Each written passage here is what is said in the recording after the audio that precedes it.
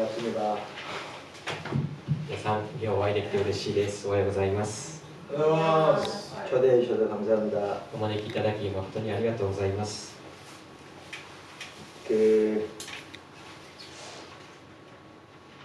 오늘 이 시간에는 우리 신앙의 본질과 의식에 대해 살펴보려고 합니다. 今日は信仰の本質と儀式の違いについてお話をしたいと思います。 제가 이번에 와서 이렇게 같이 하면서 많은 부분이 일본 교회와 한국 교회가 비슷한 것 같더라고요.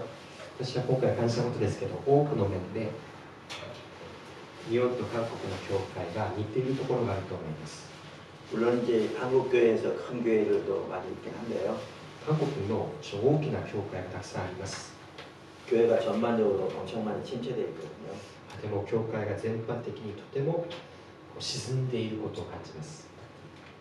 그래서 그런 그 상황에서 어떻게 해야 되는가? それをどう打開すべきか。 그 부분을 오늘 살펴보려고 합니다. それが今日の悩みであり主題です。 이건 개인적으로도 적용될 수 있고 교회적으로도 적용될 수 있는 것 같습니다. 個人的なこと関わることでもあり、教会に関わることでもあります。 뭐 자세한 내용을 하면서 하기도 하고요. 詳しくはお話の途中でまた 본론부터 들어가겠습니다. それではお話し始めたいと思います。 우리 신앙의 본질과 의식입니다. 제목이. 今日の主題は私たちの信仰の本質と儀式。 첫째, 우리 신앙의 본질은 무엇보다 하나님과 친밀한 교제입니다.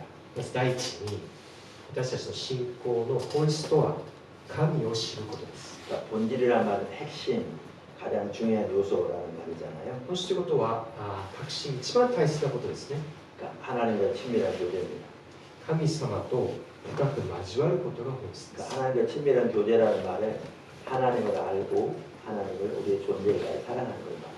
神様と親密に交わることは神を知ってその存在を愛することです。 이 하나님과 친밀한 교제와 같이 가는 게 있는데요. 神とのこの交わりについて大切なことは 그러니까 하나님의 행하심을 보고 온 사람을 동참하는 겁니다. 神様の働きを見て私たちの全人生を通してそれに預かることです。 그러니까 하나님의 목적, 뜻, 의중을 깨닫고 그 일에 온 사람을 동참하는 것이죠. 神様の意図、その目的を知ってそれに全人生をかけて参加することです。 그게 구약에서부터 하나님의 사람들이 살았던 삶이고요. それが旧約の時から神の民の生き方でした。 그러니까 예수님이 가장 먼저 또한 그 삶을 사셨고요. イエス様がそのように生きました。 우리 신앙이 한마디로 말하면 하나님과 친밀한 교제인 것을 성경 몇 구절만 보아도 잘 알 수 있거든요. 私たちの信仰の本質が神との交わりであることは聖書を何箇所か開くだけですぐ分かることです。 그러니까 요한일서 1장 3절은 이렇게 말합니다. 第一ヨハネの1章の3節はこのように語ります。 우리가 보고 들은 바를 너희에게도 전하노니. 私たちが見また聞いたことをあなた方にも伝えるのか。 그러니까 우리가 보고 들은 바는 1절과 2절에 나오는 사도 요한이 전한 복음인 예수 그리스도를 가리키거든요. 第一ヨハネの1章の1節2節にあること、それが私たちが見て聞いたこと、それが福音なんです。 그러니까 우리가 복음을 전하는 것은 구원받기 위해서 그런 거잖아요. 신앙생활 할 수 있도록. 福音を伝えることは救われるためです。 그러면서 사도 요한은 복음을 전하는 목적을 이렇게 말합니다. 너희도 우리와 사귐 있게 하려 하느니 우리의 사귐은 아버지와 그의 아들 예수 그리스도와 더불어 누립니다. ヨハネはこの救いは交わりを持つようになるため、私たちの交わりは御父と御子イエス・キリストとの交わりですということです。 그러니까 사도 요한은 복음을 전하는 목적을, 즉 복음인 예수님을 전하는 목적을 사람들로 하여금 하나님과 혹은 예수님과의 친밀한 사귐을 갖게 하기 위함이라 이렇게 말합니다. ヨハネは言っているんです。福音を伝える目的、イエス様を伝える目的は人々が御子イエスと御父と交わりに入るためですと言っているんです。 또한 요한복음 17장 3절은 예수님께서 기도하시면서 하신 말씀인데요. 영생을 한마디로 이렇게 표현합니다. またヨハネの福音書17章の3節で永遠の命を一言でこのようにヨハネは言っています。 영생은 곧 유일하신 참 하나님과 그가 보내신 자 예수 그리스도를 아는 것이다. 永遠の命とは唯一の誠の神であられるあなたとあなたのお使わしになったイエス・キリストを知ることです。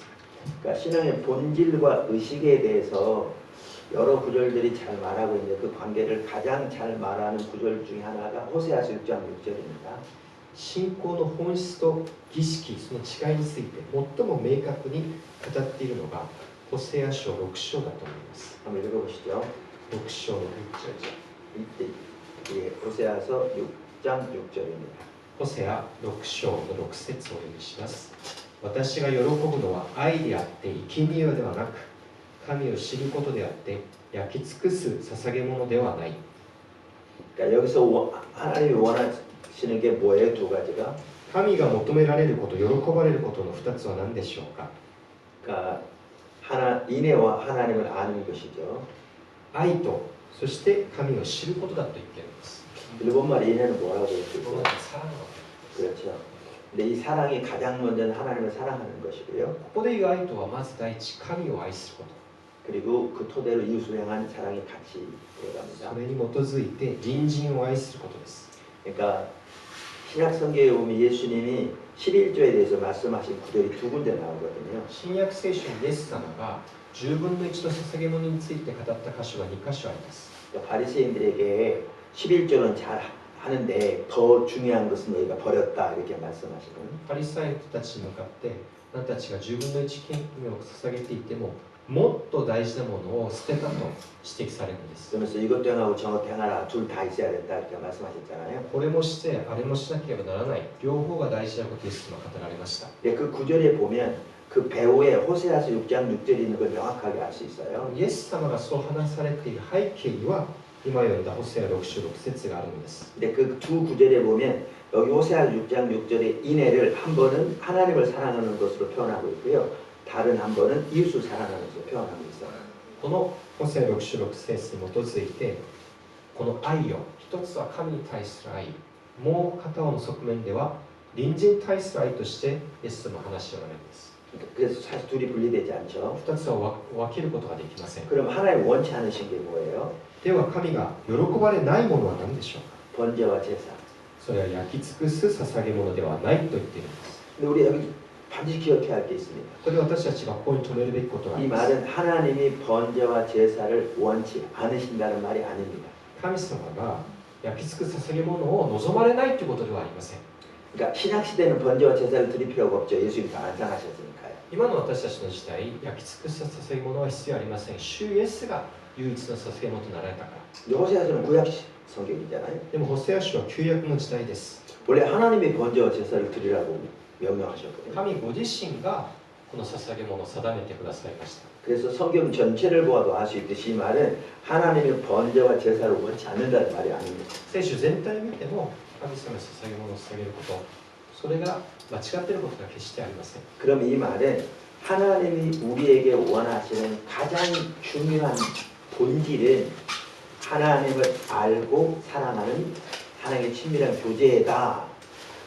번제와 제사 같은 이식이 아니다. 이런 말입니다. ここで強調していること、信仰の本質とは神を愛して知ること、捧げ物の儀式が本質ではないことを語っているのです。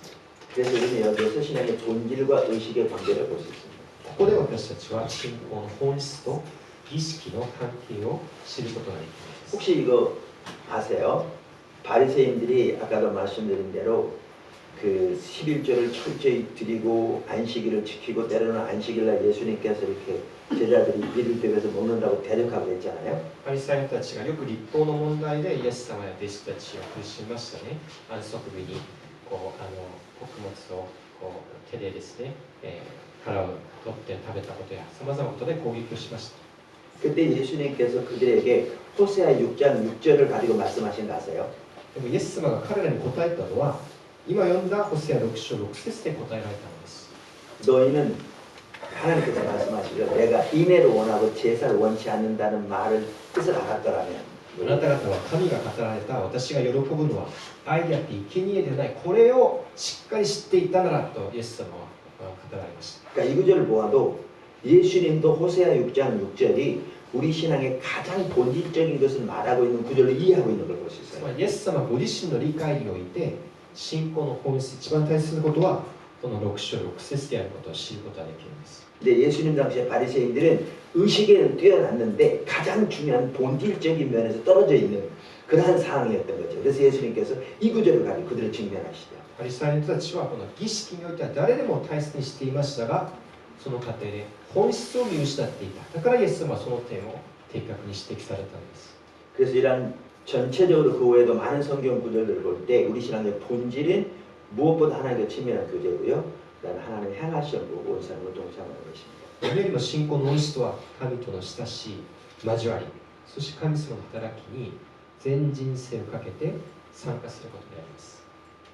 두 번째, 우리가 신앙의 본질 가운데 행할 때 하나님의 생명이 우리와 함께합니다.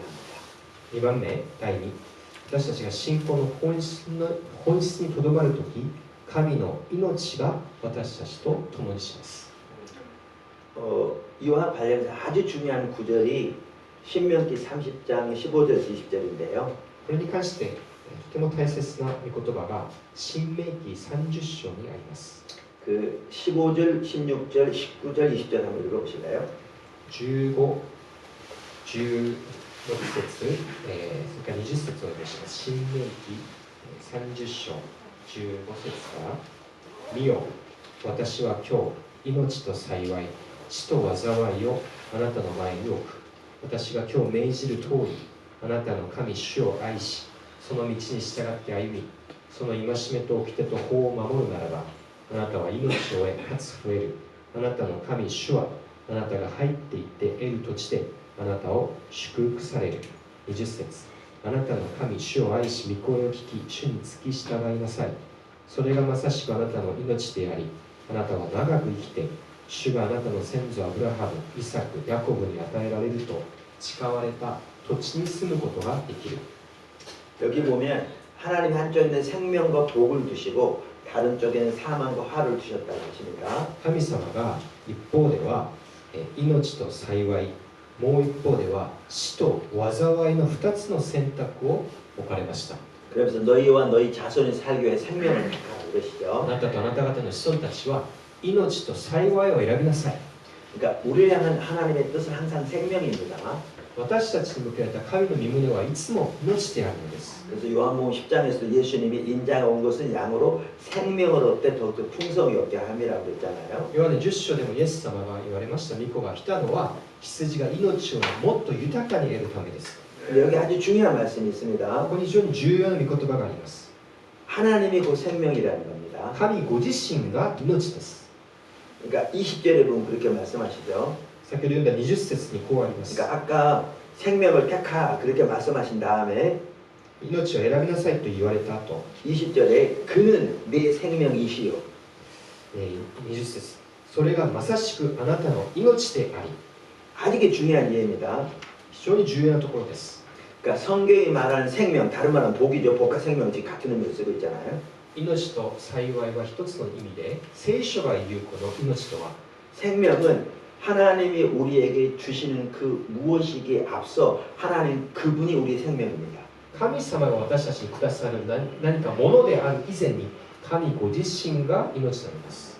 그래서 신약에서도 예수님께서 내가 곧 길이요 진리이요 생명이다 이렇게 だ 말씀하십니다. からイエス様が私自身が道であり、真理であり、命ですと言っているんです。 그래서 여기에서 성경에서 너희와 너희 자손이 살기 위해 생명을 택하라 이 말은 너희와 너희 자손을 살기 위해서 나 하나님을 택하라 이 말입니다. 똑같은 말입니다. つまりあなた方の子孫は命と幸いを選びなさいということは、私を選びなさいということと同じ意味なんです。 그리고 이 본문은 하나님을 택하라, 생명을 택하라고 말하면서 어떻게 생명을 택할 것인지를 16절과 20절에 말씀하십니다. じゃあどうやって命を選び神を選ぶのか、それが16、17節にあります。 16절에 보면 세 가지 말씀하시죠. 16節3つのことを語っておられます。 내 하나님을 사랑하고 あなたの神主を愛し、 하나님 모든 길로 행하며 その道に従って歩み、 하나님의 명령과 규례와 법도를 지키라. その戒めと掟と法を守る。 20절에 하나님을 사랑하고 20節に神を愛し、主を愛し、 하나님 말씀을 청종하며 御声を聞き、 또 그를 의지하라. 主に付き従いなさい。 그러니까 그 신명기는 두 번째 율법이잖아요. 新明記とは2番目の立法、再び語るそういう意味ですね。 모세가 그 요단강 앞에서 율법을 다시 설명해 주는 거예요. 그동안 역사를 쭉 살펴보면서 モーセがヨルダン川を渡る前に今までの歴史を振り返りながら立法をもう一度教えている場面で 그리고 す。 신명기 전체를 한번 여러분이 한꺼번에 읽어보시면 이 30장의 이 구절이 신명기 전체 율법의 요구사항을 가장 잘 요약하고 있는 걸 볼 수 있습니다. 新明記全体を読むならばこの30章が立法全体を最も的確に要約していることを見ることができます。 사실 그래서 오늘 신명기 3장 15절 20절이 율법 전체를 가장 잘 요약하고 있는 걸 볼 수 있습니다. 私たちが今日読んだこの箇所がまさしく立法全体を最もよく要約していると言えます。 다시 우리 신앙의 본질을 가장 잘 구약에서 말하고 있는 구절 중에 하나입니다. 言い換えるならば私たちの信仰の本質を最も的確に語っている旧約の御言葉です。 자 그러면 이렇게 하나님을 택하라고 말하면서 세 개가 나오는 하나님 겹치거리에서 5개가 나옵니다. 여기서는 神様に、この信仰の本質を語りながらこの3つと3つこれが重なることが見えるでしょうか。 제가 그래서 이해하기 쉽도록 간단히 설명하고 넘어가겠습니다. 簡単な例ですねお話ししたいと思います。 오늘 제가 여러분 전체적인 그림을 보기 원하기 때문에 상세하게 설명하는 것 좀 피하기 시간 때문에 제가 간단히 전체를 좀 살펴보겠습니다. 今日はですね皆さんに全体図を見てほしいと思ってですね 그러니까 이해하기 쉬운 여기 방법들을 제가 차례대로 말하겠습니다. 分かりやすくなるべく分かりやすくお伝えできればと思います。 5가지 그러니까 이제 5가지로 어떻게 보면 가장 먼저는 하나님의 친밀한 교제입니다. まずは第一神様との親しい交わり 20절에 보면 한국말 성경에는 그를 의지하라 이렇게 되어 있는데요. 일본 성경 뭐라고 되어 있나요? 그를 이렇게 따라 예. 그 원래 이 성경에 보면 그 하나님께 착 달라붙어 있으라 그 말입니다. この20節にあるようにこの日本語の訳元の言語を忠実に訳していると思いますが主にこう付き従いなさい主にこうくっついていなさいそういう意味です 하나님과 친밀한 교제를 말합니다. これが私は主との親密な交わりだと思いま 그러니까 す 주석 찾아보면 명확합니다. 그게 그 뜻입니다. 仲介書を並べればそれがそういう意味であることが明確になります 그래서 영어에서 hold fast to him 그에게 착 달라붙어 있어야 이렇게 됩니다. 英語の訳でも主にこうくっついて、付き従いなさい 창세기 보면 남자가 여자를 떠나 아내와 합하여 여기 이 단어입니다. 착 달라붙어 있으라 그 말이거든요. この旧約の創世記の言葉に男が父母を離れて女と一つになるそれも実はこの同じ、付き従いなさいと訳されている同じ、言葉なんですね 하나님의 친밀한 교제. 神との親しい交わ 두 り 번째 하나님을 우리 존재를 대해 사랑하는 거죠. 2番目に信仰の本質主の存在を愛すること 이게 가장 핵심입니다. これが一番の核心だと思います 그래서 두 번 나오고 두 번 다 가장 먼저 나옵니다. そしてこの2つが一番最初に出てくるんです 이게 돼야 나머지가 가능합니다. これができてこそ残りのものもできるので 이게 す 안 되면 어느 것도 가능하지 これ 않습니다. ができないと残りもできない 자, 그 다음에 하나님의 말씀을 지키는 겁니다. そしてその御言葉を従う行うこと 하나님 명령과 규례와 법도를 지키라면 다 똑같은 거 되냐는 건데 하나님 말씀을 지키라는 겁니다. 16節や戒めと掟と法を守ること同じことですね主の御言葉を守ること 그 다음 하나님의 길로 향하라. その道に従って歩むこと 하나님 목소리를 존경하라. その声を聞くこと 이게 하나님 택하는 길입니다. これが16と20節にある神を選ぶ方法であるんです 그러니까 신앙의 본질을 다른 각도에서 잘 표현하고 있죠. 信仰の本質をさまざまな角度に具体的に話していると思います 자, 이렇게 하나님을 택하면 こうやって神を選ぶなら 하나님 우리와 함께 하시죠. 神も私たちと共にされる 그러면 하나님이 우리와 함께 하시면 神が私たちと共にされる 성경에 하나님이 자기 백성을 위해서 하시겠다고 하는 그 모든 일들이 우리 삶 속에 넘칩니다. 神様がその民のためになさると約束された全てのことが私たちの人生でも起こるんで 자, す 아브라함의 삶 속에 アブラハムを考えてみましょう 하나님이 그에게 인도하셨죠. 彼を導かれ 그의 필요를 공급하셨죠. 必要を満た 그의 し 기도를 응답하셨죠. 祈りに応え 하나님 뜻을 보이셨죠. 身胸を 그를 示 통해 し 하나님 일을 이루셨죠. その彼を通し神の身胸を行われました 그가 위기에 빠진 사람이 도우셨죠. 危機があるたびに助けられ 이게 단순히 이론이 아니었습니다. これは理論ではありません 하나님이 실제로 그들의 삶 속에 함께 하셨습니다. アブラハムの人生に実際に現れたことです 믿으십니까? そう信じるでしょうか 모세의 삶 속에 モーセの人生뭐 다니엘의 삶 속에 ダニエル 예수님은 더 말할 것도 없고 イエス様はもう 베드로의 삶 속에 바울의 삶 속에 바울, 초대교회 삶 속에 빌립의 삶 속에 フィリピ 스데반의 삶 ス 속에 テファノ 이게 정상적인 기독교인 삶입니다. これが正常的なクリスチャンの生き方です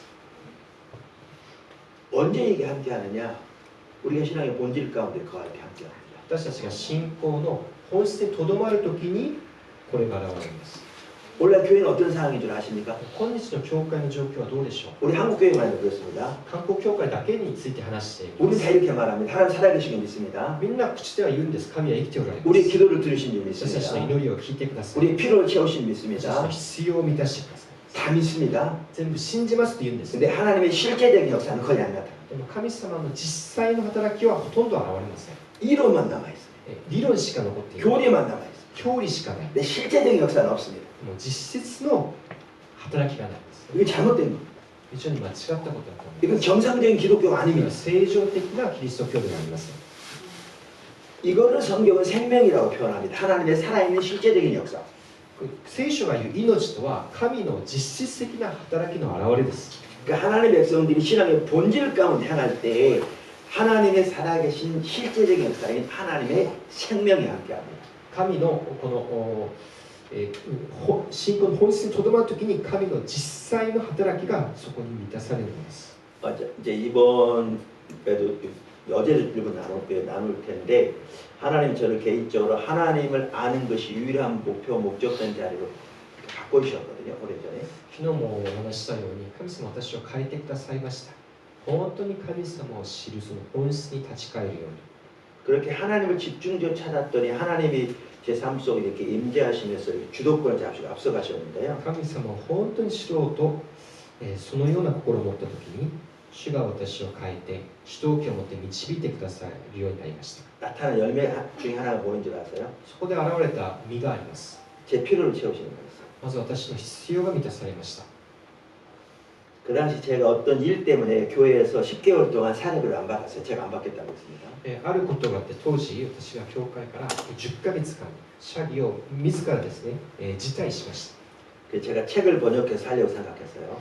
それでじゃあその間の生活は本を翻訳してそれで生活しようと思いました 근데 한국 출판기가 그렇게 쉽지 않더라고요. 그런 식으로. でも韓国のキリスト教出版会はそんなに簡単なところではありません 근데 어떻게 산 줄 아세요? じゃあどうやってその間私は生活したでしょうか 지금부터 뭐 한 30년이 넘는 오래 전이니까 もう30年も前のことですが 한 분이 성도 중에 한 분이 매월 50만 원씩 저를 도와줬어요. ある信徒の方が毎月5万円ほどのサポートをしてくれました 근데 그 돈이면 가장 기본적인 식재료, 그 다음에 아이들 학용품 정도밖에 못 썼어요. 当時そのお金では一番安い食材と子供たちの学校に必要な一番安いものしか買えませんでした 그때 이런 일이 일어났어요. でもこういうことが起こったん 제 で 아내가 이제 슈퍼에 갑니다. す妻がですね買い物に来ます 그래서 이제 고기를 파는데 이제 오잖아요. こう肉を売っているコーナーに行くと 거기다 좀 사서 먹으면 될 텐데 돈이 없는 거예요. さすがに肉は買えない 그러니까 그냥 망설이다 그냥 そ 가요. の前でですね目で見るだけで買いませんでした 아무도 그걸 보지 않았어요. 誰もそれを見ていません 누구한테도 얘기하지 誰 않았어요. にも話していません 그러면 그날 아니면 그 다음날 고기가 옵니다. でもその日か次の日には肉が届くんです 방법이 여러 가지예요. いろんな方法で 성도가 신방 오기도 하고 오랜만에 친구가 찾아오기도 하고 다양한 信 방법. 徒の方が訪ねてきたり久しぶりの友達が肉を持って訪ねてきたり 근데 너무나 놀라운 사실은요. 驚くべきことに 그 고기가 소고기였으면 소고기가 왔지 돼지고기가 온 적이 단 한 번이 없고요. その肉はいつもですね豚肉ではなく牛肉だったんです 닭고기가 오면 닭고기가 왔지 오리가 온 적이 한 번도 없어요. あるいはこの鶏肉が食べたいと思ったらその鶏肉で他の肉ではなかったんです 자, 근데 과일도 그랬어요. 果物に関してもそうでした 고기도 고기인데 요즘 과일 종류 얼마나 많아요? 最近はこの果物がどれだけいろんな種類があるんですか 수입 과일까지 10개 과일까지 한두 가지가 아닌 거죠. 輸入の果物したらものすごい数の果物がありますね 그 많은 과일 종류 중에 단 한 번도 종류가 바뀐 적이 없어요. でもいつも同じ、果物でした 자, 그러면 10개월 동안 한 주에 한 번만 그런 일이 있었다 그래도 최소한 40번 있잖아요. 10ヶ月の間1週間に1回だけそういうことが起きたとしても少なくとも40回そういうことがありますね。 근데 그 40분 동안 고기 종류, 과일 종류 바뀐 적이 단 한 번이 없어요. その40回一度も肉と果物の種類が変わったことがありません。 여러분이 수학을 조금만 아신다면 이게 일반적으로 일어날 수 있는 일은 확률은 없습니다. 数学この統計的に考えても偶然ではないと皆さんお分かりだと思います。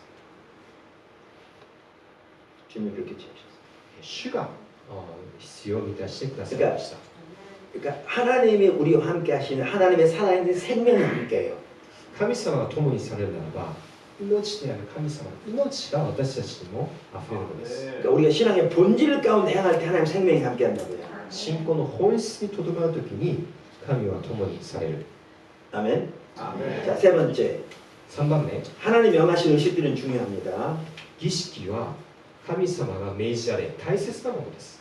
그러니까 제가 신앙의 본질과 의식 이렇게 말하니까 의식이 안 중요하다 그 말이 전혀 아닙니다. 信仰の本質と儀式を対するときに儀式が必要ではないという話はありません。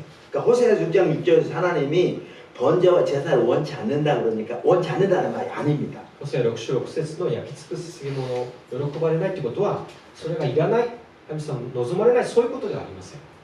그러니까 우리가 그것을 어디서 볼 수 있냐면 말라기서 1장에서 볼 수 있습니다. マラキ書の1章でその理由を知ることができます。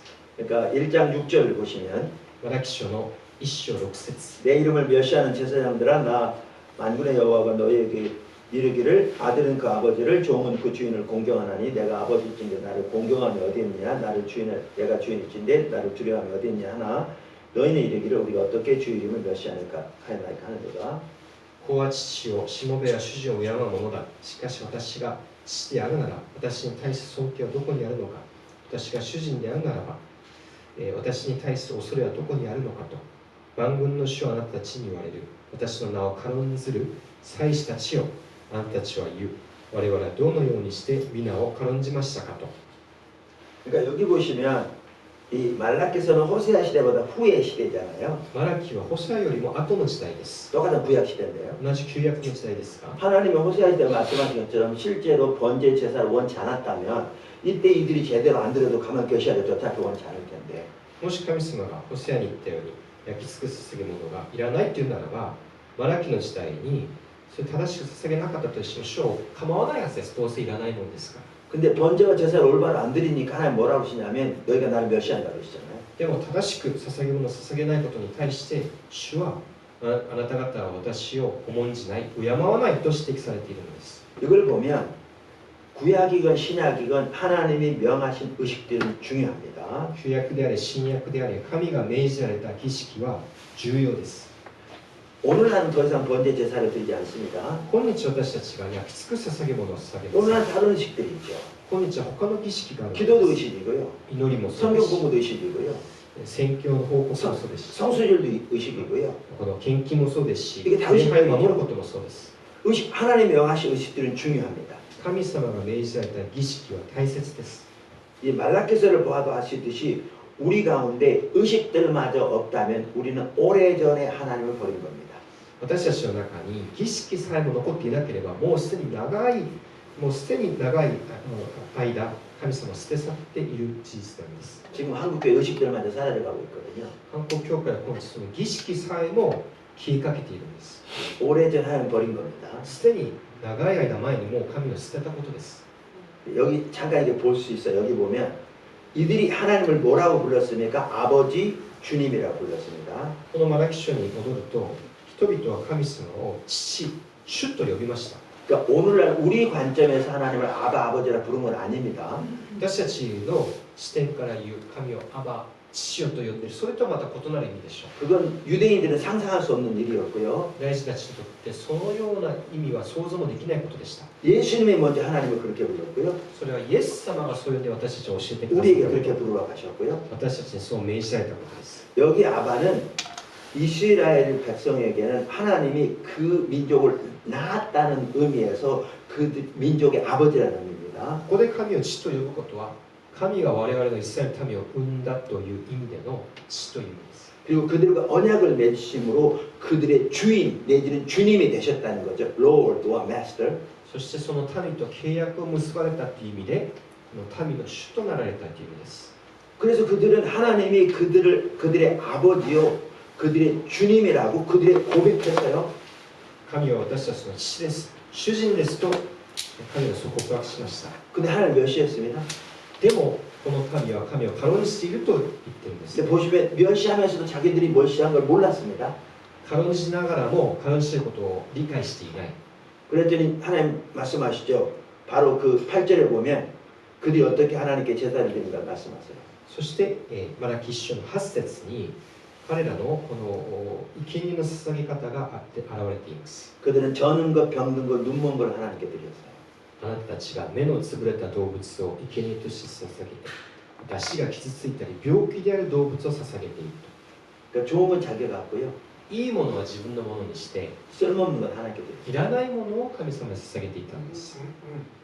근데 원래 그걸 못 드리게 돼 있잖아요. 성경에 보면 구약 시대에 가장 좋은 걸 드리게 돼 있잖아요. 一方によると一番良いものを主に捧げて、悪いものは捧げないことになっています。 근데 왜 그들이 몰랐다고 생각하세요? それを知らなかったでしょうか。 혹시 생각해 보셨어요? 皆さんどう思いますか。 저는 이렇게 생각합니다. 私はこう思います。 다 그렇게 살아가고 있었기 때문에요. 자기들 잘못된 걸 몰랐어요. みんながそうしていたので、それが間違っていることにも気づいていなかったでしょう。 성경에는 탐심 우상 숭배가 써 있습니까? 聖書に偶像崇拝のことが書いてあるでしょうか。 돈을 사랑하며 일만하게 뿌리라고 써 있습니까? お金を愛すことが諸悪の源であると書いてあるでしょうか。 하나님과 돈을 동시에 섬길 수 없다고 써 있습니까? 神とお金を一緒に拝むことができないと書いてあるでしょうか。 어떤 분이 조사해 보니까 예수님이 가장 많이 설교하신 주제가 토픽이 하나님 나라였고요. ある人がですね、イエス様の言葉を全部調べてみたら、イエス様が一番たくさん語るキーワードのトップ10、第一は神の国、 두 번째가 돈에 관한 2 거였답니다. 番目がお金に関する言葉でした。 재정적인 면에서 하나님의 주권이 올바로 세워지지 않으면 올바로 신앙생활하는 게 가능하지 않으니까요. 財政面において神にとの優先順位が決まっていないとは残りの生活でも同じです。 그래서 요한에슬리 선생님만 하더라도 지갑이 거듭나야 진짜로 거듭난다 이렇게 표현했다고 하더라고요. だからジョン・ウェスレーも財布が悔い改めないと誠の悔い改めがない、そういう言葉を言ったとされています。 자 그러면 이렇게 탐심에 대한 성경 구절이 이렇게 많음에도 오늘날 교회 안에 탐심이 정말 공중에 먼지만큼 많을 만큼 가득하거든요. 성도들 삶 속의 교회 안에. これだけ聖書は貪欲に関して言葉が溢れているのに、今日の教会では空気のですね、埃のようにこの欲望、貪欲が溢れているのが現状です。 근데 그렇게 살아가면서 왜 모르는 줄 아십니까? そう言って生きながらもどうしてそれに気づかないでしょう。 성경에 안 나와 있기 때문에 모르는 게 아니고요. 聖書に書いてないからでは決してありません。 다 그렇게 살아갑니다. みんながそのように生きているか 그래서 모르는 ら。だから気づかないんです。 그 당시도 그랬어요. この時代もそうでした。 자, 그래서 여기에 보면 우리가 뭘 볼 수 있냐면 これ私たちが見る 하나님이 ことが 명하신 의식들은 중요하다라는 걸 볼 수 있습니다. 神様が命じておられる儀式は重要だということです。 그 의식들마저 우리에게 없다면 우리는 오래전 하나님 버린 것이다. 그걸 볼 そ 수 の 있습니다. 行為、儀式さえなければ、もう神様は完全に離れたことになります。 아멘. 아멘. 그 당시 예배에 대해서 한 구절만 한번 보실래요? 하나님의 평가가 어땠는지 礼拝について一箇所 말라기서 探してみましょう。マラキの 여기 보시면요. 1장 マラキ1章、 예, 1장 10절 한번 읽어보실래요? マラキ書1章の10節をお読みします。1章の10節。あなたたちのうち誰か我が祭壇にいたずらに火が転じられることがないよう戸を閉じる者はいないのか。私はあなたたちを喜ぶことはできないと万軍の主は言われる。私は捧げ物をあなたたちの手から受け入れはしない。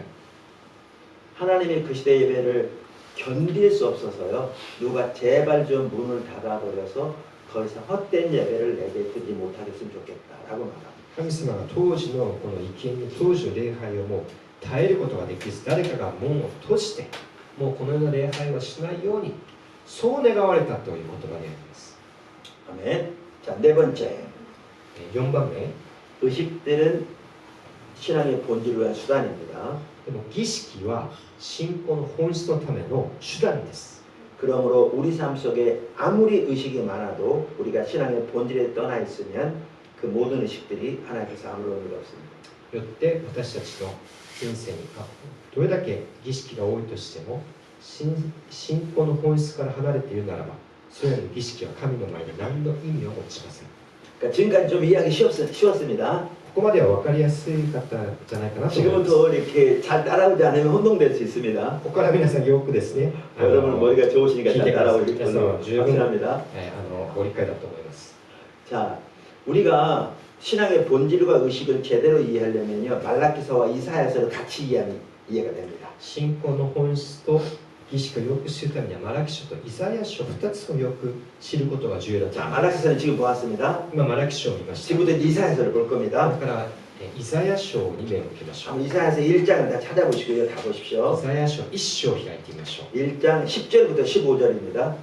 イザヤ書1章の10節から15節までをお読み 자, します。 자, 지금부터 이사야서 1장 10절부터 15절을 읽을 텐데요.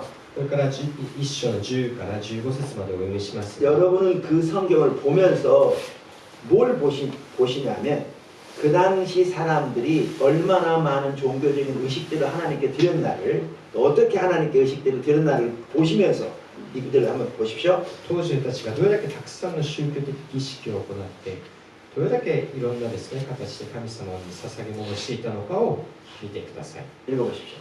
お読みします。ソドムの支配者らよ、主の言葉を聞け。ゴモラの民よ、私たちの神の教えに耳を傾けよう。お前たちの捧げる多くの生贄が私にとって何になろうかと主は言われる。お羊や肥えた獣の脂肪の捧げ物に私は飽きた。お牛、子羊、親木の血を私は喜ばない。こうして私の顔を仰ぎ見に来るが、誰がお前たちにこれらのものを求めたか。私の庭を踏み荒らす者よ。虚しい捧げ物を再び持ってくるな。香の煙は私の忌み嫌う者。新月祭、安息日、祝祭など災いを伴う集いに私は耐えない。お前たちの新月祭や定められた日の祭りを私は憎んでやまない。それは私にとって重荷でしかない。それを担うのに疲れ果てた。お前たちが手を広げて祈っても私は目を覆う。どれほど祈りを繰り返しも決して聞かない。お前たちに血にまみれた手を洗って記憶せよ。 자, 이 구절을 보시면 그 이스라엘 시대의 사람들이 신앙이 좋았습니까? 나빴습니까? イザヤの時代の人たちの信仰は良かったでしょうか悪かったでしょうか。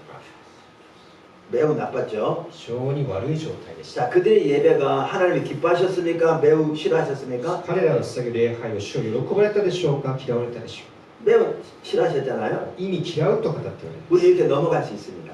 私たちのことでもあります。 제가 그럼 바리새인들이 이 구절을 읽을 때 자기 조상들의 예배가 이렇게 타락하고 자기 조상들의 신앙이 타락했다는 거 당연히 알았겠죠. 성경에 써 있잖아요. パリサイたちも同じ箇所を読みながら自分たちの先祖たちの礼拝が正しくなく堕落していたことを知ったでしょ 그런데 바리새인들이 이 구절을 읽으면서 자기들의 신앙과 예배가 이스라엘 시대와 똑같다고 생각이나 했을까요? う。でもこれを読みながらパリサイたちが自分たちの捧げる捧げ物、自分たちの礼拝が先祖たちと同じだったと思ったでしょう。 상상을 못했겠죠. 多分想像もしなかったと思います。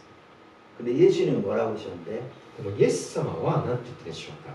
요한복음 13장 15장에서 반복적으로 뭐라고 그러냐면 바리새인들에게 이사야가 너희에 대해 잘 예언할 거다. 이사야가 너희에 대해 잘 예언할 거다. ヨハネ13章15節イエス様が繰り返し言っておられるのはイザヤがお前たちに対して予言した。イザヤがお前たちに対して、正確に予言したと言ってるんですね。 그러니까 이스라엘 시대와 똑같다는 거예요, 그들이. あなたたちはイザヤの時代と全く同じだと言っておられます。 그리고 실제 그들의 시대에 심판이 왔죠. そしてその時代に実際に神の裁きがありました。 마태복음 15장 그들의 예배에 대해서 구체적으로 말씀하시거든요. 바리새인들의 예배에 대해서. マタイ15章は具体的にパリサイ人たちの礼拝に対して厳しく指摘。 그래서 우리는 성경을 읽을 때 하나님의 관점에서 이해하는 게 중요합니다. 聖書を読むときに神様の観点から理解しなければなりません。 지금 하나님이 이사야 선지자를 통해서 그 시대의 이스라엘 백성들에게 지금 말씀하신 거잖아요. 이 말씀은. 神がイザヤを預言者イザヤを通してその時代に対して語っているんです。 근데 이 말씀은 하나님의 관점에서 말씀하신 で 거거든요. もこれは神の観点からの言葉。 이 말은 듣는 그 당시 이스라엘 백성들이 이 하나님의 관점을 이해하지 못하면 이 말을 못 알아들었을 거라고요. 当時は聞いている人が神の観点からこれを聞かないと理解できなかったんです。 자, 무슨 말인지 설명을 할게요.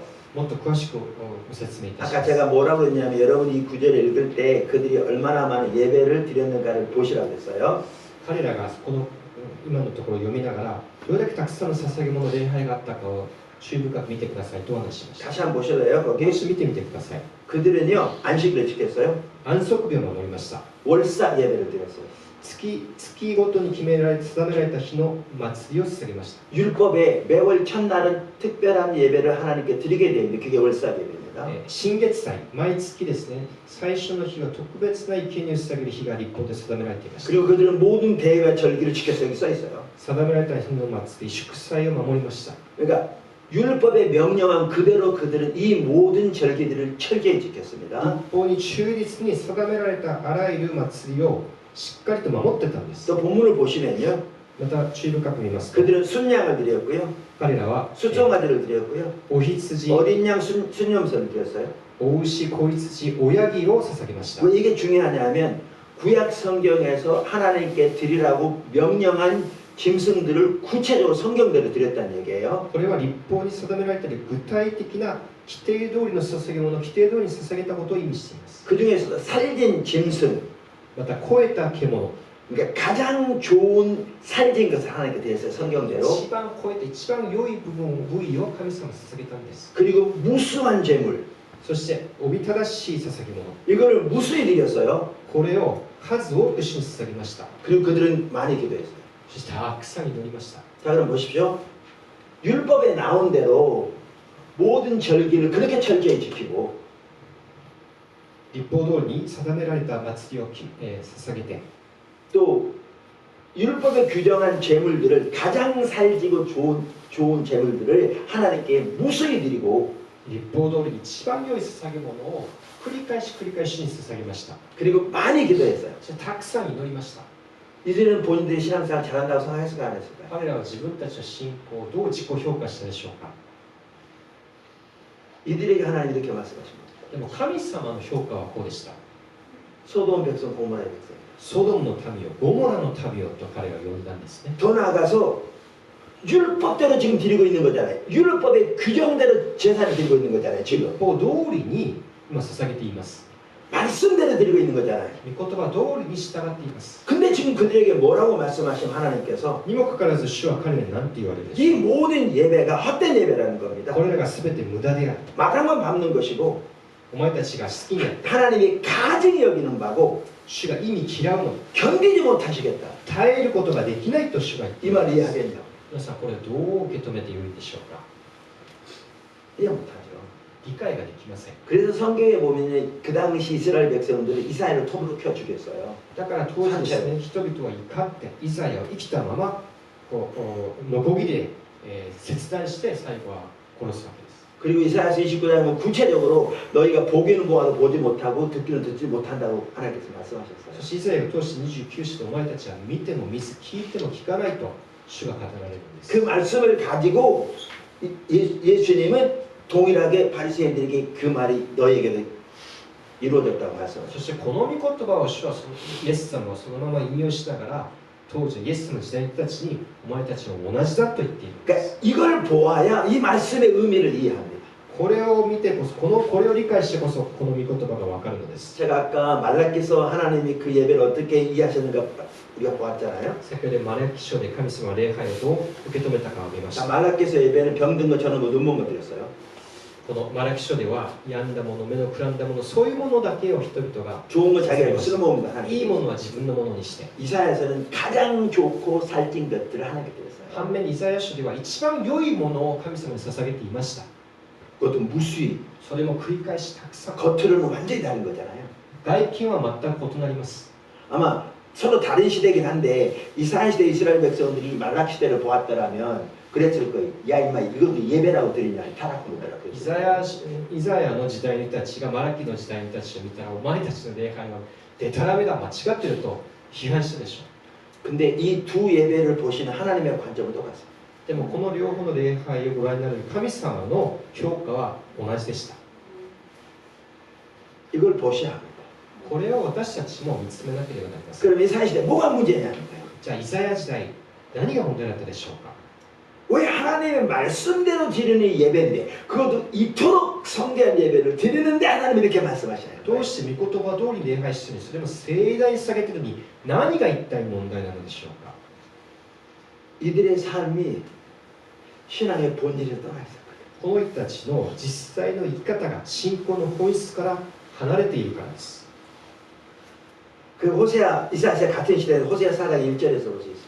イザヤと同時代のホセア書にも同じ言葉が書いてあります 이 땅에는 진실도 없고 인애도 없고 하나님을 아는 지식도 없다. 先ほど読んだようにこの時代には神を愛すことも知ることもないと 사실 그 이사야서 1장 3절에 똑같은 걸 말씀하십니다.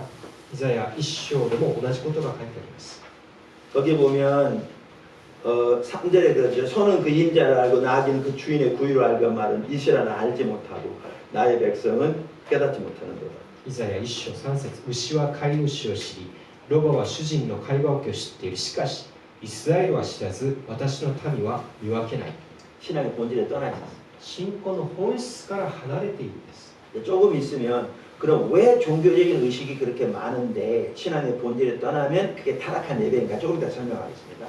後ほどどうしてそれだけたくさんの宗教儀式があるんですけど信仰の本質から離れればそれらが全て堕落してしまうかをお話しいたします 자, 쉽게 표현하면 이렇습니다. 簡単にですね言い換えればこういうことです 결혼 반지 皆さん結婚指輪を考えてみてください 일단 상징이잖아요, 그죠? 一つの象徴です 자, 여기 신랑이 있어요. 되게 부자예요. 新郎が裕福な家庭だと考えましょう 신부한테 그래요. 당신 사랑해. 당신은 나의 태양이야, 산소야, 뭐 별걸 다 해요. つまりですねお前がただ一つ愛が私の太陽だあらゆるこの告白の言葉を言ったとしましょう 이게 결혼식을 하는데 신랑이 결혼 선물로 자기가 포르쉐를 5대를 샀어요. 新郎がですね結婚妻の新婦のためにポルシェの車を5台買ったとしましょ 양복도 뭐 500만 원짜리 5벌을 했어요. う50万円のスーツを5着を、買って与えました 근데 신부한테는 14K 반지 하나 해줬어요. このあらゆるですねプレゼント他の人には用意して新婦のためには14カラットの、指輪1つだけを準備しました 여러분이 신부라면 이런 남자와 결혼하겠어요? 皆さんがこの妻の立場ならこんな男性と結婚を、するでしょうか 안 하죠? しないと思います 반지를 보고 결혼한 건 아니지만 指輪を見て結婚するわけではありませんが 이게 말라기 시대였습니다. これがマラキ時代の状況でした 자기를 위해서는 그렇게 쓰면서 하나님께 그렇게 結 했거든요. 婚式で自分のためには車を買ってスーツを買って 그럼 이사야 奥 시대는 さんには 어떤 安 시대? い指輪一つを与えて 이사야 시대는 어떤 시대인지 아세요? じゃあ反面イザヤの時代はどんな時代だったでしょう 신부한테 물방울 다이아를 사줬어요. もうこの妻のために一番高価なダイヤモンドの指輪を与えました 포르쉐를 사주고요. ポルシェの車を与えて 근데 문제는 결혼해서 바람 피우는 거죠. でも結婚してからは浮気をするんです 이게 이사야 시대입니다. これがイザヤ時代の例えでしょ 둘 다 의미가 없는 거죠. う2つとも同じ過ちです 자, 5번째. 今日のお話 갈수록 심각해집니다. 이걸 보셔야 합니다. 이게 사실 보셔야 현실을 볼 수 있습니다. これ深刻な話ですがこれを見てこそ現実を私たちは見極める 신앙의 ことです 본질에서 떠난 것이 하나님을 버린 것입니다. 5番目本質から離れることは神様から離れることです 신앙의 본질에서 떠난 것이 하나님을 버린 것입니다. 信仰の本質から離れたことは神様を離れたことです 자, 이사야서 1장 4절 한번 읽어보실래요?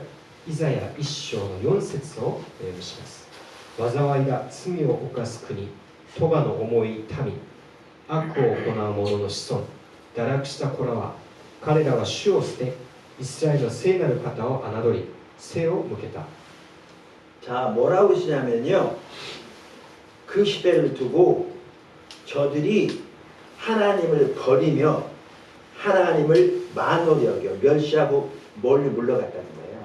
彼らは主を捨て神様を侮り背を向けて離れたと言っているんです。 자, 그럼 보실래요? 아까 이사야 시대 입장에서 보세요. 그들이 안식일 월삭 모든 대회와 절기를 그토록 철저히 지키고요.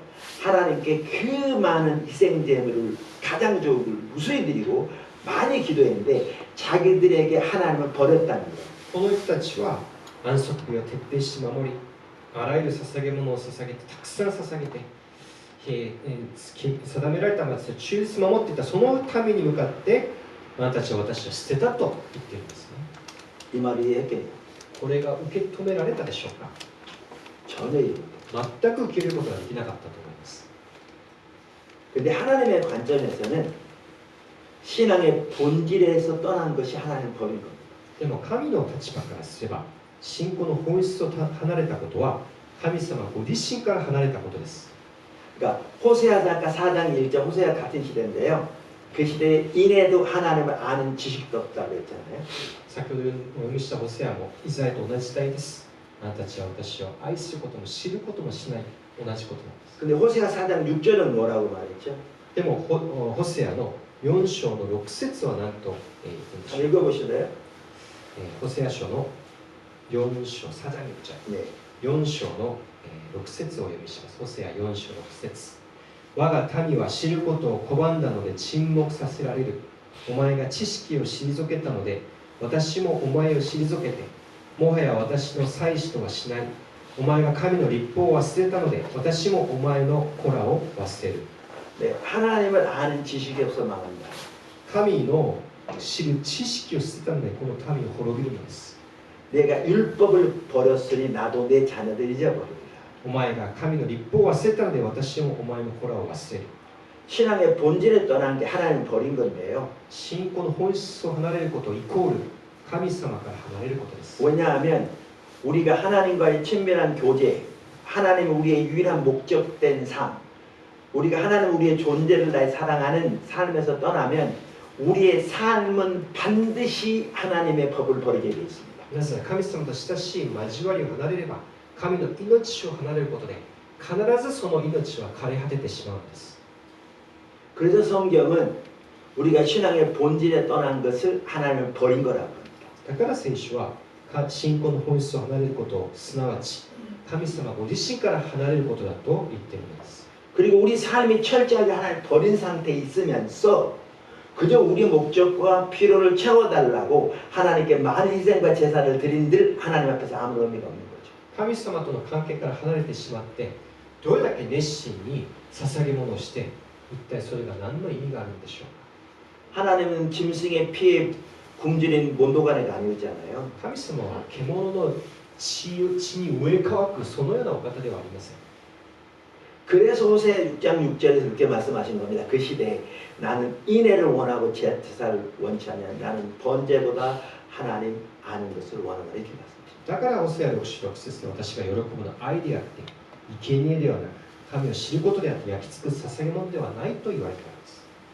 그래서 우리가 여기서 분명히 알아야 할 것은 우리가 신앙의 본질에 떠난 것이 하나님을 버린 것입니다. 信仰の本質を離れることが神様ご自身から離れてしまうことです。 이에 대해서 볼 수 있는 또 하나의 중요한 구절이 예레미야 7장입니다. もう一箇所開いてみましょう。エレミヤ書7章。 한번 우선 예레미야 6장 20절 한번 읽어보실래요? エレミヤ書6章の20節を開いてみましょう。6章20節。 네. エレミヤ書6章20節をお読みします。シェバから持ってきた入香や遥かな国からの香水がやが私にとって何の意味があろうか。あなたたちの焼き尽くす捧げ物を喜ばず生贄を私は好まない。 이걸 보면 그들은 시바와 먼 곳까지 가서 특별한 향품을 사다 하나님께 번제를 드린 걸 볼 수 있습니다. シェバから遥かな遠いところに行って尊い入香香水を買ってきました。 그 당시 시바는 이런 향품 같은 게 되게 유명했던 것 같아요. 当時のシェバはこういうですね入香やこういうものがとても有名な特産物だったようです。 그 당시 특별한 향품을 오히려 금보다 구했고요. 当時のこのような入香は金よりも高価でした。 여러분 쉬바가 어딘지 아시죠? シェバって本地はどこかご存知ですか？ 어떤 학자들은 에티오피아라고 그러고요. ある学者は本地はエチオピアだという人がいます。 어떤 학자들은 그 맞은편 남예멘이라고 합니다. またあるものはその向かいにある南イエメンだという人もいます。 남예멘이라고 해도요. 그 거리가 한국에서 하면 서울에서 마닐라 가는 거리입니다. 대개. それ南イエメンだとしてもこの距離で言うならばですね、今日の韓国からフィリピンのマニラくらいの遠い距離なんです。 비행기로 4시간 거리. 飛行機で4時間かかります。 그 당시 비행기도 차도 없는 시대에 もちろん飛行機も車もない時代。 직접 가지 않더라도 거기서 온 그 특별한 향품이 얼마나 소중하고 값비쌌겠습니까? 直接行かなかったとしてもそこからですね、こう貿易で来たたどり着いたこれがどれだけの値段が何倍になってたでしょう。 그걸 사서 하나님께 번제드렸어요. それを買って主に捧げたのです。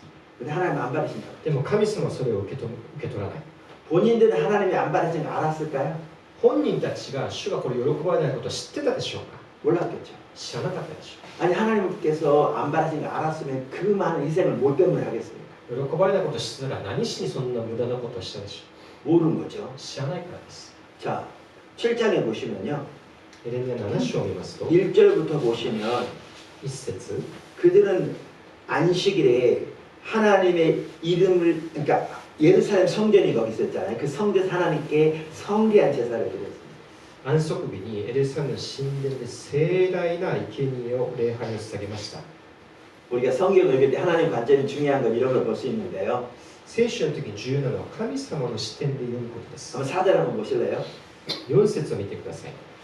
主の 너희 이것이 여호와의 성전이라. 예, 읽으시죠. 主の神殿、主の神殿、主の神殿という虚しい言葉により頼んではならない。 하나님이 예레미야를 보내서 안식일에 그 당시 예루살렘 성전이 서 있었잖아요. エルサレムの当時神殿がありますね。 이렇게 외치라고 하는 거예요. 너희는 이것이 여호와의 성전이라, 여호와의 성전이라, 여호와의 성전이라는 거짓말을 믿지 말라. エレミヤを送ってはこう言いなさいと主は命じられたんです。お前たちはあなた方はこれを見て主の神殿、主の神殿、でもみんな嘘っぱちだ。偽りの言葉だと言っているんです。 여러분 같으면 예레미야 어떻게 생각했겠어요? 皆さんがそれをエレミヤの口から聞いたらエレミヤについてどう皆さんはどういう感情を抱いたでしょう。 이놈이 하나님의 성전을 멸시해도 유분수지 아니 하나님이 자기 이름을 주시겠다고 맹세하신 이 성전을 두고 이렇게 말하는 거잖아요. お前は神の神殿を名乗って神様ご自身がこれは私の住まいだといったものを軽んじていくと、そう憤りを感じたでしょ 있을 수 없는 얘기잖아요. う。ありえない話です。 근데 예레미야서는 나라가 망하고 보니까 예레미야 말대로 예레미야가 탐다운 선지자라고 인정돼서 이렇게 기록된 거잖아요. でも国が滅んで後で彼が言ったことが正しいということに気づいたから残されているんです。 그럼 도대체 이 말이 무슨 말이냐 그 말이죠. ではエレミヤを通して語られる主の言葉は一体何を意味するでしょう。 지금 일단 넘어가고요. 아래 보시면 一旦それは過ぎてその下のところを見てください。 거기 보시면 21절 보실래요? 21節 한번 읽어보시죠. イスラエルの神、万軍の主はこう言われる。お前たちの焼き尽くす捧げ物の肉を生贄の肉に加えて食べるがよい。 그러니까 이걸 보면 너 희생제물과 번제물에 고기를 아울러 먹으라. 그 희생이 매우 많았던 걸 볼 수 있고요. そのおびただしい捧げ物の肉がありました。 근데 하나님 안 받으신 걸 볼 수 있죠. 主がそれを受け止めない。 고기는 너희나 먹어야 돼요. 肉をお前たちが食べるがよいと言っているんです。 그러면서 22절 읽어보십시오. 22節私はお前たちの先祖をエジプトの地から導き出したとき、私は焼き尽くす捧げ物や生贄について語ったことも命じたこともない。 자, 하나님께서 이스라엘 백성을 애굽에서 건져낼 때 번제나 희생에 대해서 말씀하지 않으셨대요. 명령하지 않으셨대요. 主がイスラエルエジプトから導き出すとき、焼き尽くす捧げ物の生贄について話したことはないと言っているんです。 근데 말씀하지 않으셨나요? そうでしょうか。 이런 출애굽기 보셨어요? 레위기 보셨어요? 민수기 보셨어요? 出エジプト記、民数記、レビ記読んだことありますか？ 잔뜩 말씀하셨어요. たくさん言いました。 한두 번이 아니라 잔뜩 말씀하셨어요. 一度や二度ではありません。 근데 지금 말씀 안 하셨대. でも話してないって言ってるんです。 이 말은 말씀 안 하셨다는 얘기가 아니에요. 話してないってことではないでしょう。 이게 하나님이 명령한 가장 핵심적인 명령, 가장 중요한 명령이 아니었다는 얘기예요. これが神様が語った一番核心の重要なことではないと言っているんです。 그럼 가장 명령한 핵심적인 명령이 뭐였어요? じゃあ一番大切な命令とは何だったでしょ 그 うか。 다음 절에 나오죠. その次の節 읽어보실래요? 23節、むしろ私は次のことを彼らに命じた。私の声に聞き従い、そうすれば私はあなたたちの神となり、あなたたちは私の神となる。私が命じる道にのみ歩むならば、あなたたちは幸いを得る。 여러분 어디서 본 구절 아니에요? そのどこかでさっき読んだ箇所ですね。 아까 신명기 30장이잖아요. 新明記の30節でやったことです 그러니까 。 이걸 보면 신명기 30장이 우리 신앙의 가장 핵심이고 본질인 것을 성경도 말하고 있는 걸 볼 수 新 있어요. 明記30節が私たちの信仰の本質に関わることであることを聖書自ら引用しながら、 그럼 그 다음 주 쭉 읽어보시면 뭐가 나오냐면 それから読み進めると、 이 하나님 명령하신 명령에 떠난 거죠. 神のこの戒めから民が離れてしまいました。 신앙의 본질에 떠난 거예요. 信仰の本質から離れてしまいました。 그러니까 시바에서 특별한 향품을 사다가 하나님께 번제를 드리고 안식일을 철저히 지키고 여기 나온 것처럼 많은 희생제물이 있었지만 그들은 신앙의 본질에 떠난 거죠. シェバの高い捧げ物、あらゆる生贄、それを捧げても信仰の本質から離れてしまったのです。 그러니까 삶은 하나님의 법을 버린 거죠. だから生きて命である神の御言葉を捨てたことなんです。 그러니까 하나님이 모든 희생을 받지 않으신 거죠. だから主はこれらの生贄を拒まれました。 그리고 하나님 뭐라고 하신 줄 아세요? そして主が何と語ったでしょうか。 예레미야 2장 13절 읽어보실래요? エレミヤの2章13節、2章13節、 네. 2章13節を読みします。誠に我が民は2つの悪を行った。生ける水の源である私を捨てて、無用の水ためを掘った。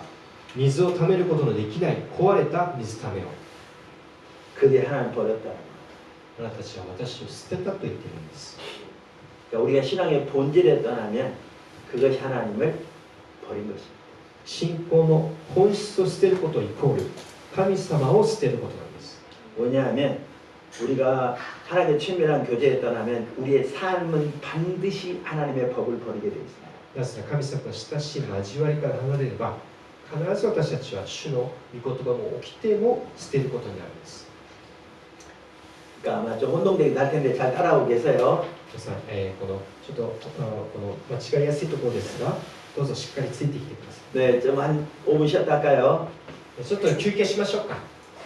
소화 시간을 가지고. はい、今まで聞いたことをゆっくりこう学びます。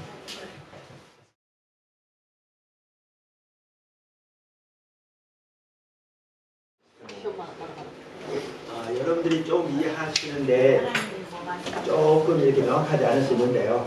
私も皆さんと初めて、皆さんも私初めてで、少しですね、クリアじゃない部分もあると思いますね。 조금 인내하시면 더 보일 겁니다. でも忍耐してですね。呼んでいきます。あ、はい。今のですね、でもですね、どうぞ忍耐して耳をお貸しくだされば、もう少しクリアになると思います。 오전에 살펴보고 오후에 이걸 질문하시면 제가 다각도로 답을 하면 또 이렇게 午前は私の方からですね、いろいろお話しして、午後には皆さんの質疑にまた応答できると思います。 그러니까 오후에 여러분들이 의견을 달리하신 것도 자유롭게 질문하시면요. 皆さん、異なる意見あっても午後にですね、本当にご自由に遠慮なく私にお話しください。 그러니까 말씀드린 대로 이게 보이면 현실이 보입니다.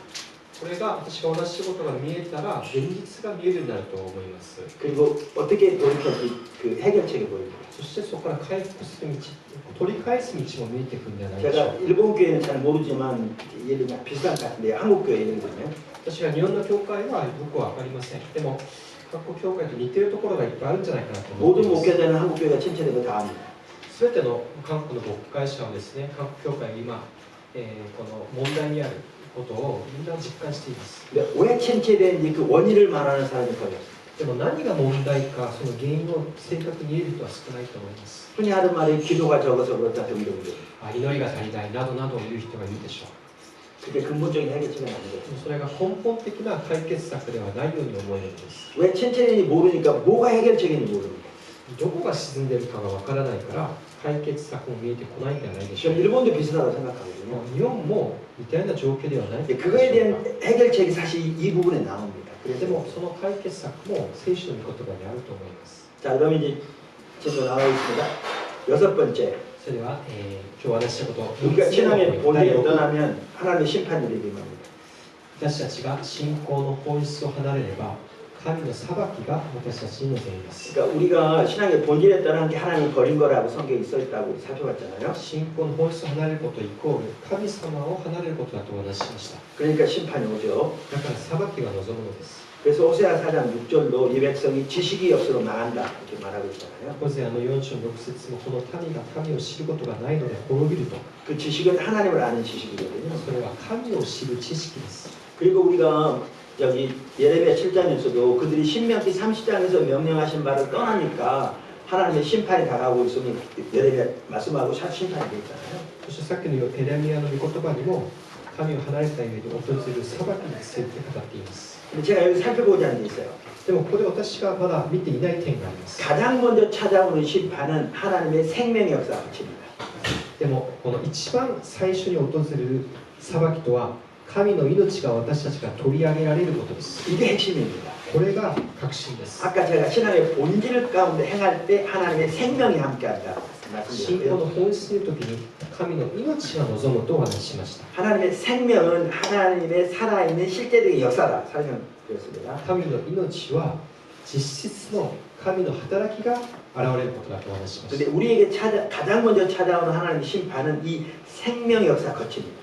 つまり逆にするならば一番最初の裁きは神の命が取り上げられることです。 이걸 볼 수 있는 아주 좋은 예가 엘리 시대입니다. これを明確にこの理解できる例えがエリの時代にありました。 엘리 시대는 하나님을 버린 시대입니다. エリの時代は神を見捨てた時代です。 그러니까 사무엘상 2장 12절 읽어보실래요? サムエル記上の、사무엘상 2장 12절 2章、サムエル記上2章の12節を、お読みします。サムエル記上2章の12節。ハンナが主の御前であまりにも長く祈っているのでエリは彼女の口元を注意してみた。 그러니까 하나님을 알지 못한 시대입니다. ごめんなさい、間違えました。1章読みましたね。 2장 12절 違う、言っちゃいます。もう一度お読みします。2章の12節。エリの息子はならず者で主を知ろうとしなかった。 이건 신학적인 지식이 없었다는 얘기가 아닙니다. 神学的な知識がないということではありません。 내일 살펴볼 텐데요. 하나님에 관한 지식과 하나님 아는 지식은 다릅니다. 神に対する、神に関する知識と神を知ることは異なることです。 그러니까 하나님을 아는 지식이 없어 망한 거죠. 神を知る知識がなくて滅んだんですね。 그래서 2장 30절에 보시면요. 엘리에게 심판을 말씀하시면서 그 엘리가 하나님을 멸시했다 이렇게 말하거든요. 2章の30節を見ると、エリに対する神様の裁きがあります。それゆえ、イスラエルの神主は言われる。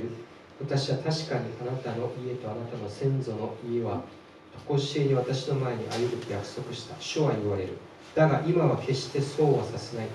私を重んずる者を私は重んじ、私を侮る者を私は軽んじる。 아까도 우리가 이사야서 1장 4절에 보았듯이 하나님을 멸시하는 것과 버린 게 같았거든요. イザヤ書の1章4節にあったように、神を侮ることと神様から離れることは同じことです。 여기 보면 엘리가 하나님을 멸시했기 때문에 즉 하나님을 버렸기 때문에 심판이 온다는 거잖아요. ここにもエリが神様をあなたゆえに神様を捨てた。だから裁きが望むのです。 여기도 12절과 연결하면 하나님을 아는 지식에 떠나는 게 결국 하나님 버린 거거든요. 다 연결돼 있잖아요. 先ほどの12節をつなげるならば、神を知ろうとしないこと、神を知らないことが神を侮ることであり、それが神を捨てることであるんです。 그러면 왜 하나님을 아는 지식에 떠나면 하나님 버린 건가? 이 엘리가 대표적인 예 중에 하나거든요. なぜ神を知ろうとしないことが神を離れることなのか、エリが代表的な例なのです。 제가 엘리를 간단히 이렇게 살펴보고 넘어갈게요. エリを注意深く見てみましょう。 자, 사무엘이 태어난 게 누구의 축복을 받고 태어났죠? サムエルは誰の祝福を受けて生まれたでしょうか。 엘리의 축복을 받고 태어났어요. 祭司エリの祝福を受けて生まれました。 뿐만 아니라 사무엘을 어려서부터 하나님께 드렸잖아요. そしてサムエルは幼い頃から主に捧げられました。 엄마 한나가 매년 와서 돌봤죠. 그 실로에다 엘리 제상 밑에 드리고 난 다음에 母ハンナが主に捧げて、でも毎年訪れてその必要な面倒を見ました。 그걸 보고 엘리가 다시 축복하죠 한나를. そしてハンナはそれを見て、エリはそれを見てハンナをますます祝福しました。 5명이 태어납니다. 그대로 계속. その後にハンナには5人の子が与えられます。 엘리를 통해 하나님이 능력을 역사했어요. エリを通して神様が祝福を与えてくださったんです。 자, 엘리 잘 가르쳤습니다. エリは教える賜物もありました。 3장에 보면 하나님이 사무엘에게 임했을 때 사무엘은 하나님인지 몰랐거든요. 3章を見ると、主がサムエルを呼ぶときに、サムエルはそれを誰の声か知りませんでした。 3번이나 엘리를 찾아가요. 3回もエリに来たんです。 안 불렀다 가라. 돌아옵니다. お前を呼んでいない、戻りなさい。 4번째 갔을 때는 엘리가 하나님 부르신 걸 알게 되죠. 最後に来たときに、エリは気づくんです。これは神様が呼んでいると。 그래서 사무엘에게 가서 어떻게 하나님이 다시 임하시면 그 하나님께 나아갈 건지 가르쳐요. そして的確にサムエルにもう一度呼ばれたら何をするかを教えます。 그리고 그 가르침대로 했더니 그때부터 하나님과 사무엘의 관계가 열립니다. 教えられた通りにしたときに、サムエルと神様の関係が始まるんです。 잘 가르쳤어요. よく教えました。 자, 아들들이 매우 악하게 행했잖아요. でもエリの息子たちは悪を行いました。 엘리가 아들들을 꾸짖었습니다. その2人をエリは叱るんです。 많은 사람들이 안 꾸짖었다고 생각하는데 엘리가 꾸짖었어요. よく私たちはエリは息子たちを手放しにしたと勘違いします。そうではありません。 그게 2장 22절에서 24절에 보면 나와 있어요. 2 읽어보시죠. 章の22から24節にこうあります。エリは非常に年老いていた。息子たちがイスラエルの人々すべてに対して行っていることの一部始終、そして臨在の幕屋の入り口で仕えている女たちとたびたび渡航を共にしていることの耳にして、彼らは諭した。なぜそのようなことをするのだ。私はこの民のすべてのものからお前たちについて悪い噂を聞かされている。息子らよ、それはいけない。主の民が触れ回り、私の耳にも入った噂は良くない。 자, 꾸짖었습니다. 諭し叱りました。 이제 나중에 4장에 보면 전쟁에 언약궤를 메고 나가잖아요. 後で4章を見ますと、イスラエルの民が契約の箱を担いで戦場に出てきます。 언약궤 잘못될까봐 엘리가 길가에 앉아서 안절부절하고 で 있었거든요. もエリは不安でたまらなくて、その契約の箱に何か起きてしまうかと心配しています。 전쟁 때 사람이 옵니다. 戦場から知らせが届きます。 엘리가 98세라 눈이 잘 안 보였죠. 98歳のエリは目がよく見えません。 저 사람은 큰일 났습니다. 大変なことが起こりました。 우리가 패배했습니다. 我々が敗戦しました。 엘리 제사장님의 두 아들도 죽었습니다. エリ祭司の2人の息子も戦死しました。 그때까지 견뎠어요. それまでもエリは耐えられました。 언약궤를 빼앗겼습니다. でも契約の箱が奪われました。 그 말을 들어서 충격을 받고 뒤로 넘어져 목이 부러 죽었거든요. それを聞いてショックのあまりに倒れて首が折れて死んだんで 그럼 す。 아무리 자기 자식들이 나이가 많을지 몰라도 두 아들이 죽었다는 소식을 들었을 때보다 언약궤를 빼앗겠다는 소식을 들었을 때 받은 충격이 더 크다면 일반적으로 우리가 생각하기에 엘리는 하나님 존중한 사람이거든요. それだけ息子たちが、かなりもう成長した年だったとしても、2人の息子が聞いても耐えられたが、契約の子を覚えたことでショックなまま死ぬほどならば、エリは神を恐れる人と言えたでしょう。 근데 하나님은 엘리를 그가 하나님 멸시한 자에 두거든요. でも主の言葉は、主の裁きはエリは神を侮ったと言っているんです。 왜요? なぜでしょう。 하나님의 기준이 너무 높아서요? 神様の基準があまりにも高すぎるのでしょうか。 아닙니다. そうではありません。 하나님 우리 처지를 다 아십니다. 主は私たちの弱さもよくご存知です。 그럼 뭐가 문제인데요? では何を問題にされたで 그 しょうか。 해답이 여기 엘리에 대해서 심판을 말씀하시는 2장 29절에 있어요. その答えがですね、2章29節にあります。エリに対する神の裁きです。 29절 보시면요. 29節を見ますと、 그러니까 27절 보시면 하나님의 사람을 엘리에게 보내서 다가온 심판을 말씀하시는 거잖아요. 27節に神の人がエリのもとに来て迫る神の裁きを語っています。 29절 보십시오. 29節、 너희는 어찌하여? あなたはなぜ、 여기 너희는 복수입니다. これは複数あなた方は、 이 말은 엘리와 엘리 아들들을 말하는 거죠. エリと息子たちのことです。 내가 내쳐서서 명령한 내 제물과 예물을 밟으며 私が命じた生贄と捧げ物を私の住むところでないがしろにするのか。 내 아들들을 나보다 なぜ自分の息子を 이건 엘리에게 한 말이죠. エリに語る言葉 더 です。 중히 여겨 내 백성 이스라엘에 드리는 가장 좋은 것으로 なぜ自分の息子を私よりも大事にして私の民イスラエルが使い備えるすべての捧げ物の中から最上のものを取って 너희들을 살찌게 하느냐. 自分たちの私服を肥やすの 이건 は 엘리와 엘리 아들들에게 한 말이죠. エリとエリの 그래서 息子 명확합니다. であった明確な言葉です 엘리가 꾸짖었습니다. エリも息子たちを諭しました 아들들이 안 들었습니다. でも息子たちは聞きません 아들들은 안 듣고 방치했을 뿐만 아니라 息子たちを放置しただけ 아들들이 하나님께 드린 제사를 짓밟고 그렇게 재물들을 가져다 자기들이 볶아먹고 죽여먹을 때 엘리에게 줬던 걸 볼 수 있고요. 自分たちが最上物を取って息子たちはですね私服を肥やしエリにもそれを一緒に分けたでしょう 엘리는 실제로 그 일에 동참했던 거죠. 実質は言葉では諭しながら実質といったエリもそれに、参加して同伴であったんです 잘 가르쳤고요. よく教える人でした 꾸짖었고요. また間違いを諭しました 바리새인처럼 종교심을 뛰어났고요. また優れた宗教心を持っている人 때로는 그를 통해서 능력을 하나님 나타내셨고요. また神様は彼を用いて祝福の働きもされました 근데 하나님을 아는 지식에 떠나니까 でも神を知る知識から離れると 삶은 その実際の生き方実際の行い 하나님 법을 버렸습니다. それにおいては神様から離れてしまったのです 항상 이렇게 됩니다. いつもこれが問題ではないでしょうか 이런 관점에서 오늘날 교회를 보면 너무너무 심각합니다. これを例にしてこの観点から教会を見てみましょう 그래서 성경은 신앙의 본질에 떠난 걸 하나님 버린 거라고. だから聖書は信仰の本質を離れたことが神を捨てたことだというんです 근데 이렇게 하나님 버리면 이제 심판이 오는데 神を捨てるとき裁きが起こ 아까도 る 말씀드린 가장 먼저 찾아오는 심판은 하나님의 생명 역사가 거친다고 一 했어요. 番最初に訪れる裁きは神の命が取り上げられることです 4장 1절 보실래요? 4章の一節を見てください 1장 네. 4장 1절 2절 한번 읽어보실래요? 一節とサムエル記上4章1、2節サムエルの言葉は全イスラエルに及んだイスラエルはペリシテに向かって出撃しエベネゼルに陣を敷いた一方ペリシテ軍はアフェクに陣を敷きイスラエル軍に向かって殲滅を整えた戦いは広がりイスラエル軍はペリシテ軍に打ち負かされてこの野戦でおよそ4000の兵士が討ち死にをした 자, 한 구절 더 먼저 읽고 제가 설명하겠습니다. もう一箇所をお読みしたいと思います 신명기 20장 1절부터 新明記の20章を開きましょう 1절부터 4절까지 읽으십시오. 新明記20章の1から4節 신명기 20장은요. 이스라엘 백성들이 전쟁에 나갈 때 하나님이 어떻게 하실 거라고 약속하신 내용입니다. 新明記20章 율법에 は 나온 내용이죠. 戦争において主が何をなさるかに関する立法の言葉です。あなたが敵に向かって出陣するとき、馬と戦車また味方より多数の軍勢を見ても恐れてはならない。あなたはエジプトの国から導き上られたあなたの神、主が共におられるからである。いよいよ戦いの場に臨んだならば、最初は進み出て民につけ、次のように言わねばならない。イスラエルを聞け、あなたたちは今日敵との戦いに臨む。心ひるむな、恐れるな、慌てるな、彼らの前にうろたえるな。あなたたちの神、主が共に進み、敵と戦って勝利を賜るからである。 자, 여기 보실래요? 이스라엘과 블레셋의 전쟁이 있습니다. イスラエルとペリシテの戦争が起きました。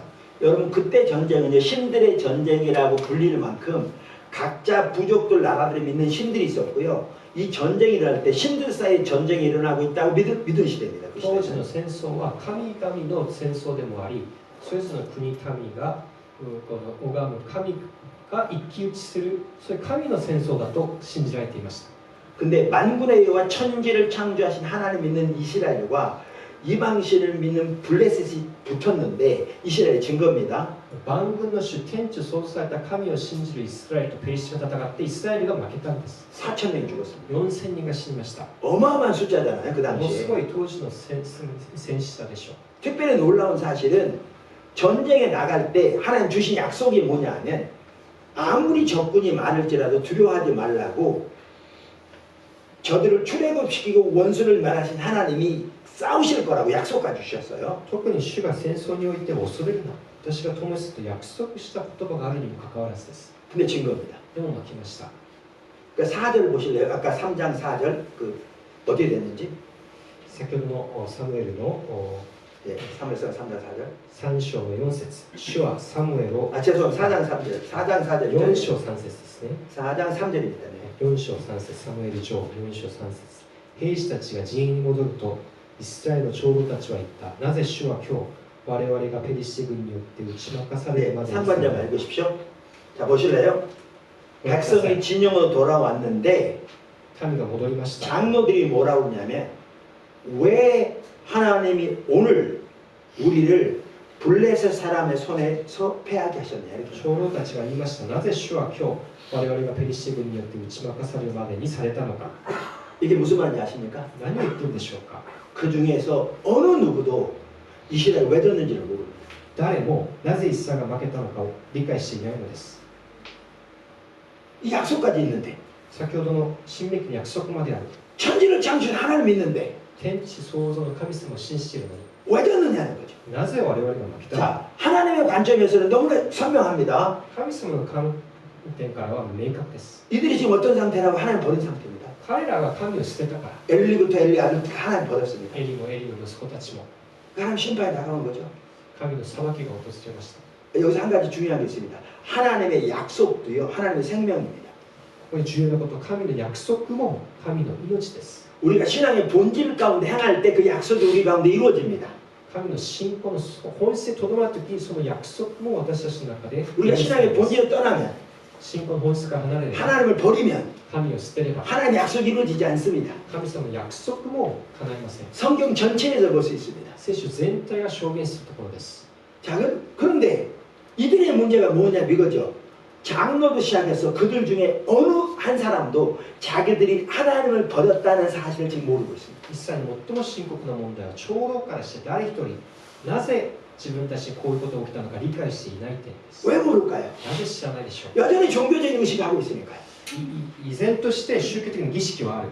여전히 제사 드리고 있고 依然として生贄 여전히 기도하고 있고 祈って 여전히 제물 드리고 있으니까 捧げ物を捧げています。 종교적인 의식하고 있으니까 儀式がある。 자기들 하나님 버렸다는 사실을 모르는 거죠. その儀式ゆえに自分たちが 하나님 관점을 捨 모르는 てたこ 거예요. とを知らないんです。 하나님께서는 의식이 중요하지만 もちろん儀式は大切で 의식은 す。 수단이고 신앙의 본질은 수단인데 でもそれは手段であって本質 그래서 하나님과 좀 아무리 의식이 많아도 신앙의 본질에 떠나면 이게 의미가 없는데 手段があっても本質から離れていれば 신앙의 본질에 따른 게 하나님 버리고 그러면 삶은 하나님의 법을 버리게 돼 있는데 神様が離れればその命もないのです。 이런 하나님 관점을 모르니까 神様の 자기들이 하나님을 버렸다는 사실을 아무도 모르고 있는 거죠. 自分たちが神様が離れたことを誰も知らないんです。 하나님 버리니까 하나님 약속도 이루어지지 神 않는데 様を捨てたからその約束も捨てたのです。 모르는 거죠. それを知らない。 한 사람도 모르고 있습니다. 誰も知らないのです。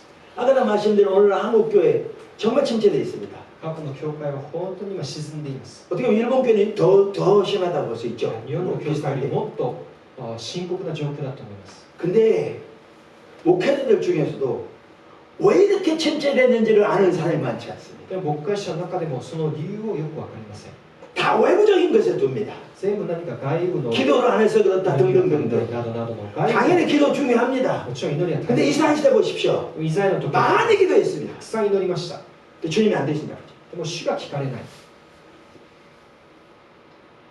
더 무서운 게 있습니다. もっと恐ろしいことがあります。 왜 졌는지를 모르니까 なぜ負けたか知らないから 해결책이 뭔지를 모릅니다. 解決ももちろん分かりません。 3절 하반절 읽어보실래요?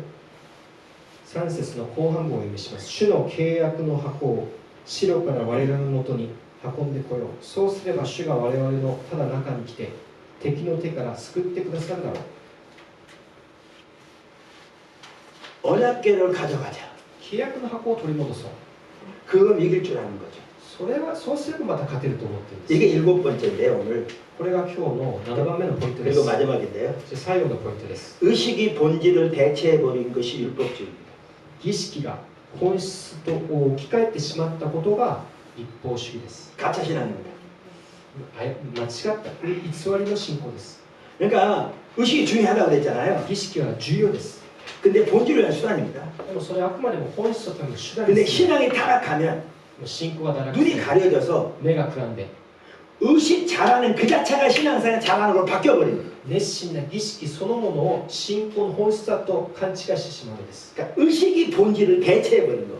儀式が本質を置き換えてしまう。 그 모습을 여기서 볼 수 있습니다. その姿がここに 지고 あります。 나니까 자 하나님의 관점이 이렇습니다. 하나님의 관점이 하나님 버렸습니다. 神様の観点からすれば民は神を 심판이 왔습니다. 裁きが来た。 해결책이 뭐겠어요? 解 하나님의 決はじゃ 관점. あ解決は神様の観点からすれば何でしょう。 여호와께로 돌아가는 겁니다. 主に立ち返ることです。 이 말은 신앙의 본질로 돌아가는 겁니다. 信仰の本質に立ち返ることです。 그래서 호세아 6장만 하더라도 우리가 여호와께로 돌아가자 だ 그랬잖아요. からホセアの6章の主に立ち返ろうと結論付けてるんです。 3절에 똑같은 말 우리가 여호와를 알자 힘써 여호와를 알자 그랬거든요. なぜ神様を主と呼ぶのでしょう。 하나님을 아는 대로 돌아가는 게 신앙의 본질로 돌아가요. 神様を知らないことを問題なら主をまた知ることが解決です。 이게 무서운 게 뭔지 시간 거의 다 되는데 제가 하나만 보겠습니다. 말라기 3장 보실래요? マラキ3章を開いてみましょう。 아까 그 시대 하나님 버린 시대잖아요. その時代は神を捨てた時代だとお話ししました。 자 7절 보실래요? マラキ3章の7節 3장 7절 읽어보시죠. マラキの3章の7節を読みします。あなたたちは先祖の時代から私の掟を離れ、それを守らなかった。立ち返れ私に。そうすれば、いつもあなたたちに立ち返ると万軍の主は言われる。しかしあなたたちは言う。どのように立ち返ればよいのかと。 우리가 1절에서 보았듯이 이게 하나님 멸시했다는 하나님 버린 거잖아요. マラキの一緒に見たように神を捨てた時代です。 자기들 하나님 버린 거 몰랐어요. それを気づきませんでした。 심판은 지금 다가오고 있고요. 하나님 생명 역사는 없어요. 裁きが訪れ、神の命がもうない時代。 생명이 없습니다. 命がないのです。 몇 분만 시간 주시면 자 보실래요? 생명이 없는 게 보시면 命がない 말라기 時、 1장 2절 보실래요? マラキの一章の2節とご覧く 뭘로 ださい。 시작합니까? 내가 너희를 사랑했다. 私はあなたたちを愛してきたと主は言 그들은 う。 어떻게 사랑하셨는데요? しかしあなたたちは言う。どのように愛を示してくださったのかと。 왜냐하면 하나님을 버리면 하나님 생명 역사가 거치게 돼 있거든요. 神様を離れればその命からも離れます。